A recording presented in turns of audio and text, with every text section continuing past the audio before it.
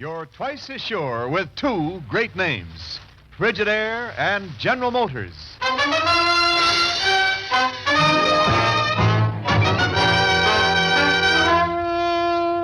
Frigidaire presents Herbert Marshall as the man called X. Wherever there is mystery, intrigue, romance, in all the strange and dangerous places of the world, there you will find the man called X.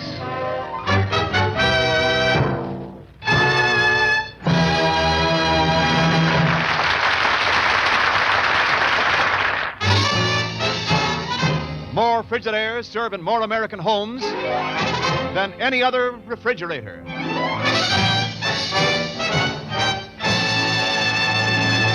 And now Frigidaire presents Herbert Marshall as Ken Thurston, the man called X. The university near Los Angeles looks peaceful and serene on its oak-studded acres. But in a small office in the physics building, a man is making a long-distance call to New York. A call that could affect the lives of millions of people. Hello? Hello, is that you, Mr. Thurston? That's right. Who's that? My name is Bill Wilson. I'm a physics instructor out here at the university. You don't know me, but things are happening out here that... Mr. Thurston, you've got to fly to Los Angeles today. Oh? Suppose you offer some inducements, Wilson, such as why? Have you ever heard of carbon-14? Carbon-14? What about it? Would it mean anything to you if I said that a lot of it has been disappearing out here? Go on, Wilson. Well, I'm afraid to talk freely over the phone, Mr. Thurston, but I can tell you this. The carbon-14... Wilson! What's happened there? Hello, Wilson. Can you hear me? Hello. Hello, Wilson. What's wrong? What's happened? Hello. What is it, Ken? Something wrong?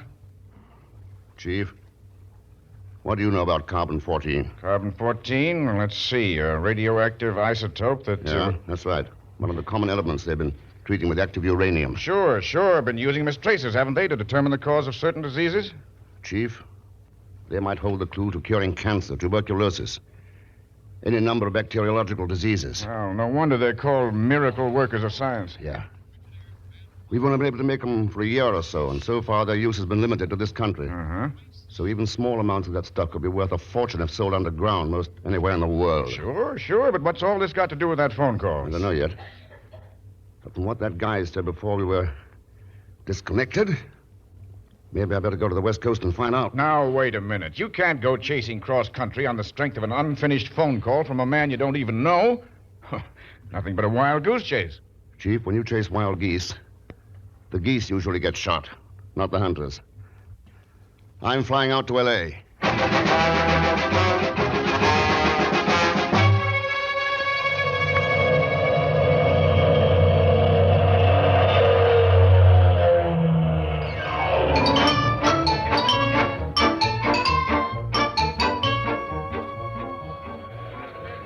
Attention, please.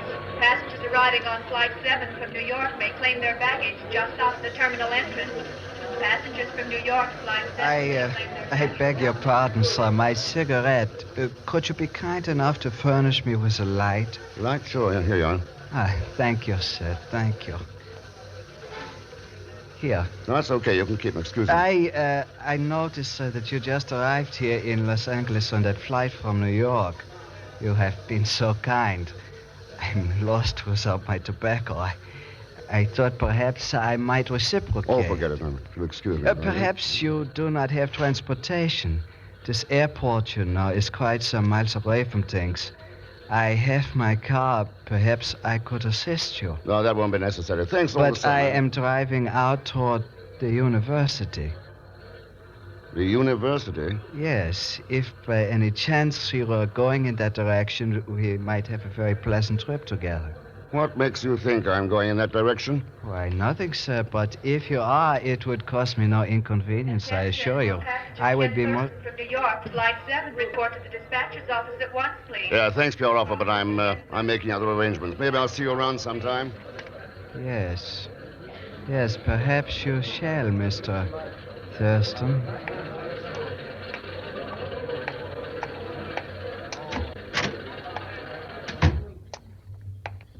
My name's Ken Thurston. I believe you were paging me? Oh, yes, sir. This Ranieri wishes to speak with you. What, young lady? How do you do, Mr. Thurston? Well, I'm Carla Rayner. I must apologize for having you paged in this fashion, but I did not wish that foreign man to see me talking with you. oh, why not, Miss Rayner? It was at Dr. Sherwood's request. Dr. Sherwood. Yes, he is head of the nuclear research department at the university. I'm his assistant, and he sent me to meet you. It's mighty nice, but I still He don't... did not want any of the staff to know that you are arriving, Mr. Thurston. The foreign man is Professor Udow of the department. Udow, I see. My car is waiting outside, Mr. Thurston. Shall we go? No, Miss Rayner, I don't think so. Really? Is there some reason why you do not wish to go with me? A very simple reason. I didn't tell anyone, including Dr. Sherwood, that I was coming to Los Angeles. Bye, Miss Rayner.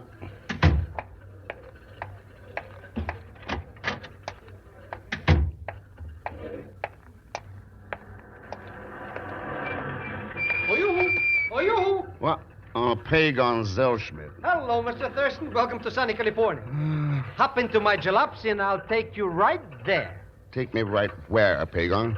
The university. Where else?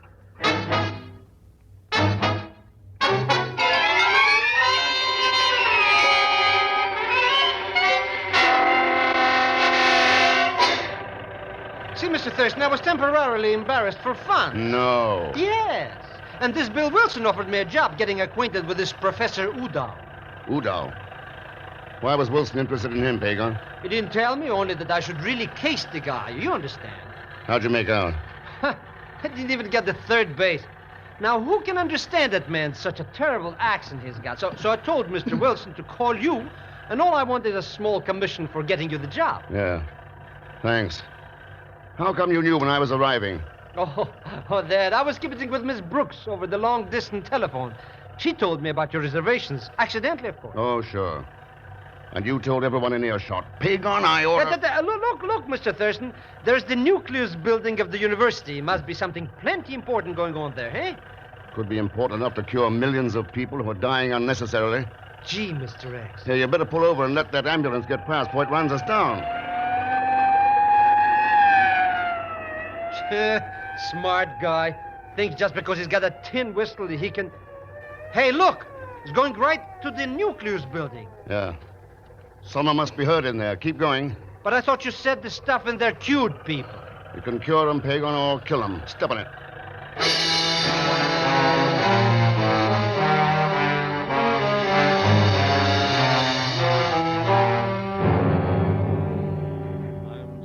To welcome you to my office under such circumstances, Mr. Thurston. But one of our workers carelessly exposed himself to radiation from some isotopes.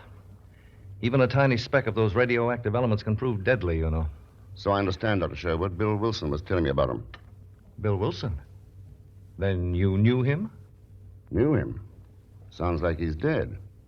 Well, frankly, Mr. Thurston, he may be. Wilson has supplied the university with a mystery worthy of Sherlock Holmes. What's the story? Yesterday morning, Carla Rayner, my assistant, thought she heard shots from Wilson's office, but when she entered, it was empty. Oh? A window was open. There was a blood stain on the floor, and Wilson was gone. He's been missing ever since. You seem to be missing a number of things around here, Doctor. Wilson, isotopes. Isotopes? We're missing no isotopes. Where did you ever get that idea? I don't know, Doctor. Well, I won't take up any more of your time. Is it? Thurston! You hear that? Somebody's trigger happy out there. Let's get going.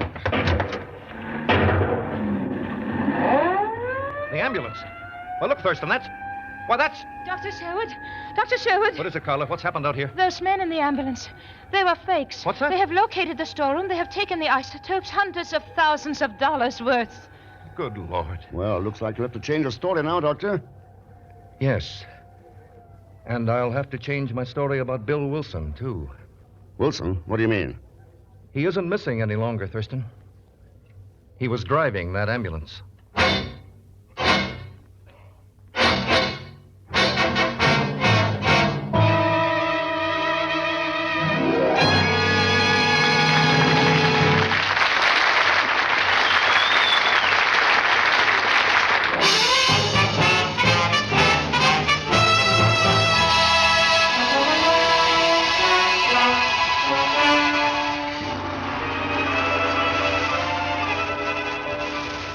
Now to continue with Frigidaire's Man Called X, starring Herbert Marshall. In the Nuclear Research Laboratory of a university near Los Angeles, radioactive isotopes are being used, precious new tools of science. But shortly after Ken's arrival, the isotope storeroom is looted by an ambulance crew, apparently led by the missing physics instructor Bill Wilson. It's now an hour later. A steady rain is falling as Ken and Paigon stand in the night darkened shadows in front of an apartment door. Nobody's home at Mr. Wilson's, see? I didn't expect anyone to be. So, You didn't?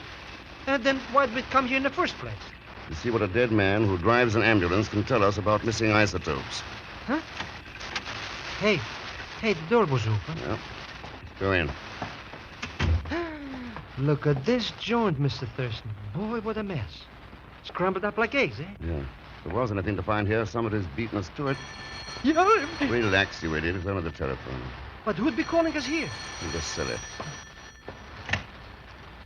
Hello? Bill, thank heavens I found you. I've been searching for you everywhere. Listen to me, Bill. I have that number that you asked me to check on.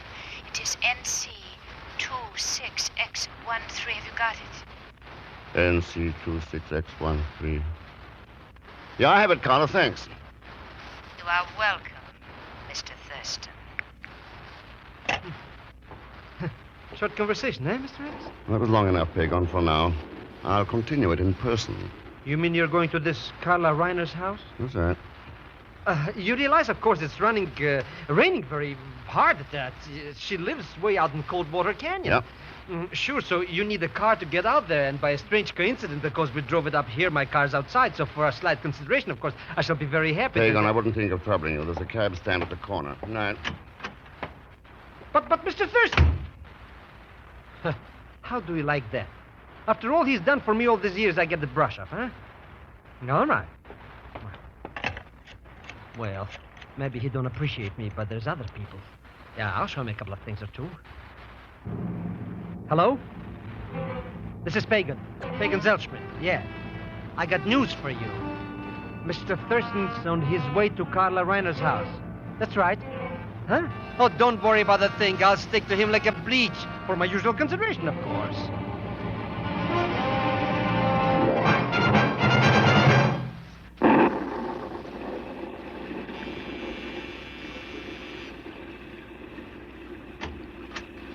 Come in, Mr. Thurston. Thanks, Carla. Nasty night out, isn't it? Is it? Yeah. I noticed your car is parked outside. You going somewhere? I dislike talking at cross purposes, Mr. Thurston. What is on your mind? Radioactive isotopes and Bill Wilson. I have nothing to tell you about either. Too bad. I have a couple of theories I'd like your advice on. Theories? Yes. Bill Wilson could have called me in New York and faked a couple of shots to alibi himself. So he could disappear and not be connected with the stolen isotopes, huh? And what has this to do with me? That's my second theory. You could be working with him and helping him hide out. What do you think of him, Carla? You do not have to answer that, Carla. Well, Professor Udall. That is correct, Thurston. And if you wish any more answers, perhaps this gun can speak for both of us. I'll rest my case for a while, Udall. Very sensible. Carla, my dear, we have work to do at the research building. Dr. Sherwood wishes us to start preparing new isotopes at once. It will give us another opportunity for action. How about including me in your plans, Udall? Ah, but you are included, my dear Thurston. Like this.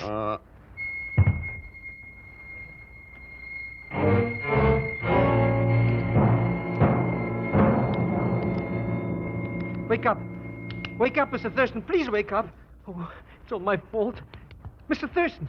Oh, he's dead. If I hadn't told that he was coming here. Speak to me. Mr. X, please speak to me. Say something, anything. I ought to wring your neck. Oh, Mr. X, you're not dead after all. Not even subconscious. I heard you sneak in here after Carla left me with Udall, and I gave you a chance to hang yourself. Who was it you tipped off about me? I'd be very happy to tell you, Mr. Thurston. Only I don't know. Paigon? I swear by the father of my father, Mr. Thurston. I just called the number Mr. Wilson gave me, and somebody answers. The next morning, there's cash in my mailbox. That's all. That number you call isn't NC26X13, now is it? Huh? NC what? All right, skip it. Let's get out of here. Hey, you're going the wrong way, Mr. Thurston. I didn't park in the garage. Nor did Carla. That's why I want to look in there. Yeah, let's look inside. Plenty dark in here, Mr. Thurston. Can't see a thing. Should be a light switch. Yeah. Well, Mr. X, there's an ambulance in here. the ambulance, Paigon. Huh? You mean the one that robbed the Atom Building? Yeah, let's look inside. Nothing in it. Nothing in it. Look, it's empty. Whoever pulled this job moved the isotopes out of here fast. That cutie Carla. That's the one. Did she, Paigon? Look forward into the driver's seat. Driver's seat? What can be... Hey! Mr. X, it's Bill Wilson. And this time there's no doubt about it. He's really dead.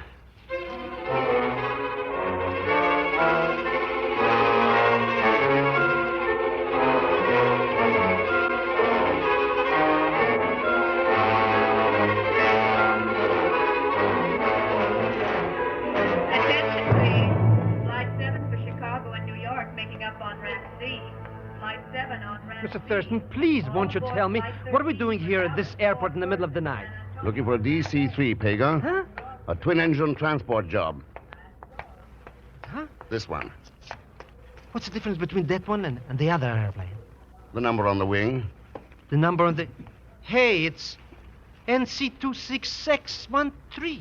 That's the number that cutie Carla gave you over the phone. Yes. Those license letters, NC, with the tip-off. They told me what the number meant. So that's why you were calling all these airplane fields from the hotel, eh? Right. And now we've found it, let's get aboard. Hey, what if somebody sees us? Never mind that, come on. Now let's go back and look at the cargo compartment. Yipes, it's as dark in here like my Uncle Ahmed's soul. Oh, that flashlight helps. Yeah. There's the reason we came aboard. You mean all those little boxes? Little boxes. Those things are full of radioactive isotopes. Oh, but why isn't somebody here to guard them? That'll attract too much attention. Oh, sure. Sure. But what are they doing here? Waiting for somebody to fly them out of the country? They are, but why should anyone want to do that? Because somebody wants a few $1 million. He doesn't care how many lives it might cost. A few million. Oh, Mr. Thurston, not that I want to sound monetary, you understand, but why don't we latch on this radium things and scram to Mexico ourselves? Quiet. Somebody's coming aboard. So what? We could split with them. Maybe I'll make a deal with them. And get paid off like Bill Wilson. Bill was on. Mr. Thurston, you turned off the flash. It's coming this way. Oh, it's coming in this hold. Hello, Carla. Oh! What are you doing here? Checking up on some missing isotopes. And a theory. I see. And now you think you have proved it. I proved still another one, Carla. Wilson got scared when somebody fired at him in his office, and he hid out. You were trying to help Wilson get to the bottom of this mess, huh? Oh, yes, that's right, Ken.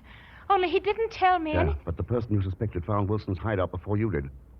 The results in your garage. Yes, Ken, yes, that is the real answer. They had given me a lead on a license number of a plane, this one. That's why I came out here tonight to see if we... Mr. X, somebody's at the wheel. We're going to take off. I thought it was about time. Let's go up forward. Sorry, Doctor, there'll be no takeoff tonight. Why, Thurston. Yeah, let's cut these switches. You're not going anywhere. Well, I hope you have an explanation for this, Thurston. Sherwood, you're the one who's going to need explanations about the isotopes aboard this plane. Are you crazy? Wilson's the one you're looking for. Or Professor Udow. It won't wash, Sherwood. Wilson's dead. Well, your men parked him to cover up for you. And Udow was helping Carla. But he knocked you out, Mr. X. It was only because he wasn't sure of me and wanted to play it safe. Look out, Ken, he's got a gun! Let's have it, Sherwood. No, you're not taking me. I'll kill you first. Those isotopes are mine, I tell you. They belong to me. They belong to me. Drop the gun. Drop it. No, That's better. I said it was all over, Sherwood. Well, Mr. X, listen. Another ambulance. not this time, Paigon.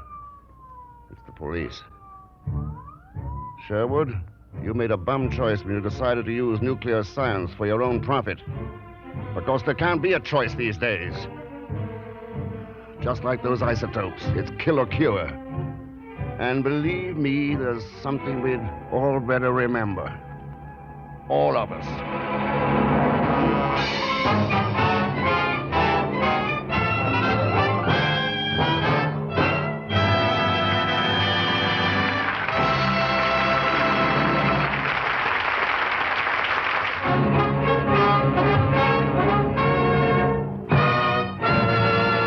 Now, Frigidaire star Herbert Marshall. Thanks for being with us. And I'd like you to know that Carla tonight was played by Kathy Lewis. Next week, our story is called One Way to Macassar. And it's one I don't think you'll want to miss because it's packed full of excitement and mystery. As usual, Leon Belasco will be along in the role of Paigon Zellschmidt. So join us, won't you, when next I return as the man called X. Good night.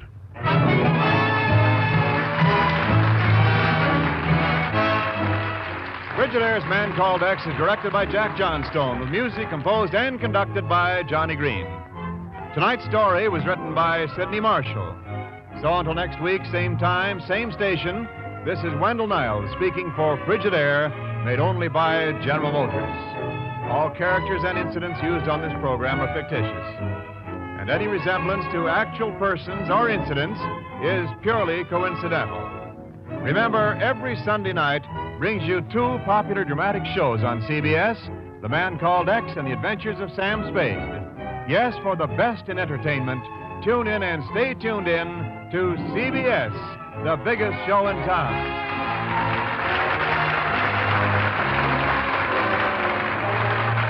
This is CBS, the Columbia Broadcasting System.